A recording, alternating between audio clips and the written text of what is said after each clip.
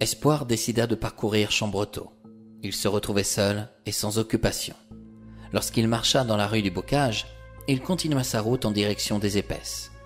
Avant la sortie de Chambretot, il emprunta un chemin pour piétons sur sa droite. Il s'interrogeait bien sur la finalité de cette destination. Ce sentier n'était pas du tout plat. Après chaque montée, il devait s'attendre à une descente. De loin, il regarda l'église qui surplombait le village. Il était curieux de découvrir l'intérieur de ce lieu sacré. Elle était vraiment belle et imposante. En continuant sa route, il eut soudainement l'idée de se rendre à la mairie. Il désirait en apprendre un peu plus sur la légende de la mariée de Chambretot. Qui était-elle et pourquoi portait-elle ce surnom-là? Il poursuivit sa voie quand il vit de loin une silhouette féminine qui courait. En s'approchant d'elle, il distingua Bertille. Était-ce un miracle? L'occasion était trop belle pour ne pas la saisir. Lorsqu'elle se retrouva à sa hauteur, elle s'arrêta. Ne sachant quoi dire, il balbutia.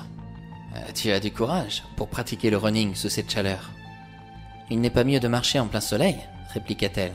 « Je m'appelle Bertille. Moi, c'est Espoir. »« Espoir ?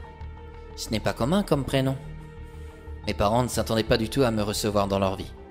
Je suis venu au monde lorsque les médecins les informaient de l'impossibilité de concevoir un enfant.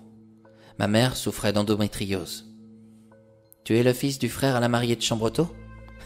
Je vois que les nouvelles vont vite. Mais pourquoi surnomme-t-on ma tante de cette manière ? On ne t'a rien révélé ? J'ignore encore beaucoup de choses sur ma famille. Pouvons-nous marcher un peu pour apprendre à nous connaître ? Ma mère me tuerait. Mon père aussi. Je crois que nous le pouvons dans ce cas, lâcha-t-elle en souriant. Depuis hier soir, elle ne pensait qu'à lui. C'était réciproque. Espoir fut plus qu'enchanté de se promener à ses côtés. En plus, en joggeuse, elle était plus que sexy. Il résista horriblement pour ne pas regarder ses cuisses. Elles étaient tellement belles. Sa tante ne risquait pas de rivaliser encore longtemps. Lui, il s'était habillé rapidement. Il portait un short ainsi qu'un t-shirt de couleur unie. Mais ce qui plaisait à Bertille, c'était ses yeux extrêmement bleus et ses cheveux d'or. Comment ne pas pouvoir lui résister? C'était impossible. « Que veux-tu savoir ?» entama Bertille. « L'origine du surnom à ta tante ou apprendre à me connaître ?»« Ah, tu me poses un dilemme complexe. On n'a pas le temps pour les deux sujets ?»« Je l'ignore. Que fais-tu dans la vie ?»« Je vais rentrer au lycée, en terminale. Tiens, comme moi, » observa Espoir. « Tu es de l'année 1997 ?» ajouta-t-elle. « Oui, tout à fait. »« Ah, je suis donc plus vieille que toi. Moi, je suis de 1996. J'ai redoublé ma seconde. »« On ne le dirait pas. »« Quel âge me donnais-tu ?»« Eh bien, un peu plus de 20 ans. Et je ne suis pas une retardée, hein. »« Ce n'est pas ce que j'ai voulu dire, » s'enquit-il. « Tu cours souvent, sinon ?»« Toutes les semaines. Et toi ?»« Ah, je ne suis pas sportif. Qu'est-ce qui t'intéresse dans la vie ?» Elle venait de lui poser la question qui allait le tuer sur place. Que pouvait-il bien dire? Il s'était toujours dévoué pour ses proches. À Paris, il n'avait guère le temps de penser. Dès qu'il quittait le lycée, il devait se précipiter pour prendre le métro. S'il le ratait, ses parents arrivaient en retard à leur travail. Durant ces 3 dernières années, ils n'ont jamais eu l'occasion de se retrouver tous ensemble. Quand sa mère tomba malade, cette situation évolua. Pas comme il l'aurait souhaité. Espoir aimait les voyages. Il s'intéressait à tout ce qui touchait l'histoire, la culture, l'environnement. Mais il était complètement perdu si elle abordait la musique, le sport, les voitures. J'aime découvrir de nouveaux paysages. Tu as souvent voyagé avec ton père ? Jamais. Mais il m'a régulièrement parlé de la Vendée. Et sa description est telle que je l'imaginais. Comment peux-tu apprécier le tourisme si tu ne parcours pas le monde ? On peut le sillonner au travers des livres. Ah, d'accord. Donc, tu aimes lire ? Non. Je sais aussi regarder des films. Tu ne fais pas que lire ou regarder la télé durant tes journées. À Paris, ce n'est pas du tout comme ici. Je n'ai jamais vraiment été sportif. Et comme on ne m'y a jamais tenté à le devenir, enfin, la vie, là-bas, c'est courir, mais dans un autre contexte. Nous sommes loin de nous reposer en Vendée. Ah, certainement, mais c'est plus calme. Les délinquants sont peu nombreux pour t'ennuyer le matin quand tu veux prendre ton bus ou ton métro. Tu sais, une fille sur la route de Saint-Macaire-en-Mauges a failli se faire enlever récemment. Elle s'apprêtait à emprunter son car scolaire, annonça Bertille. Son père venait juste de la déposer. Tu peux trouver des fous partout. Où ça se situe? C'est à une 30aine de kilomètres d'ici, dans la campagne. On ne trouve personne pour te secourir.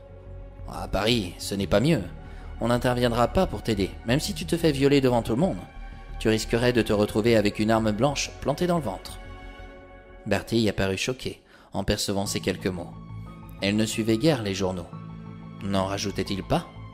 Contrairement à Espoir, elle ignorait l'intégralité de l'actualité nationale.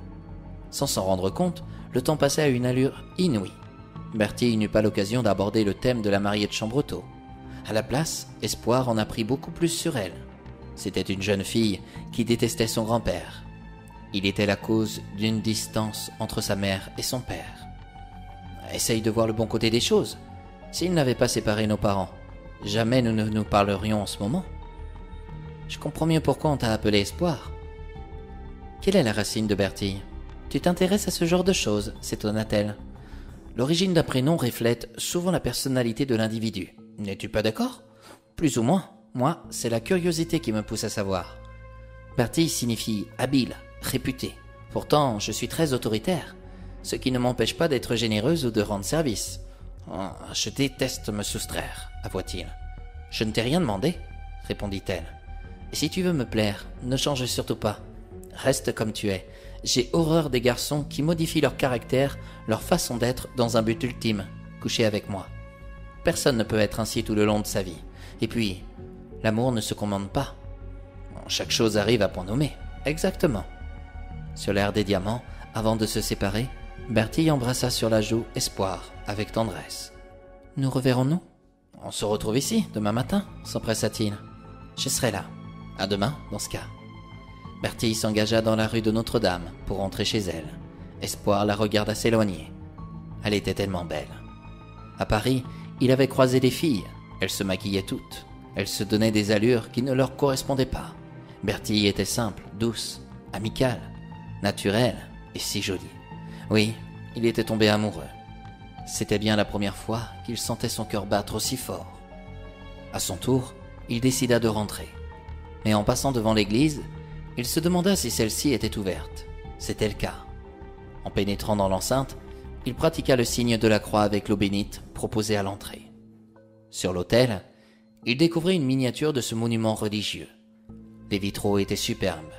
Il n'était pas du genre à prier, mais soudainement, il sortit de son portefeuille une pièce.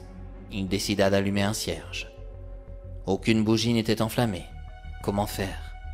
Seule la lueur de l'espérance s'exaltait. Au catéchisme, lorsqu'il était petit, il apprit l'existence de 4 lumières. La première était celle de l'amour. La deuxième désignait la paix. La troisième, la foi. La quatrième était la plus puissante et la plus forte de toutes. Elle ravivait les autres quand elle boudait. Elle se nommait l'espérance. Aujourd'hui, elle était là dans ce lieu, au travers de sa foi en Dieu. Elle lui permit d'allumer son cierge et d'acclamer une prière. Dans celle-ci, il demanda la santé pour son père et l'amour de Bertille. Il la désirait plus que tout. Il ne voulait pas s'illusionner et souffrir, comme avec toutes celles qu'il a pu croiser à Paris. Toutes les filles ne se ressemblaient pas. Il devait garder confiance.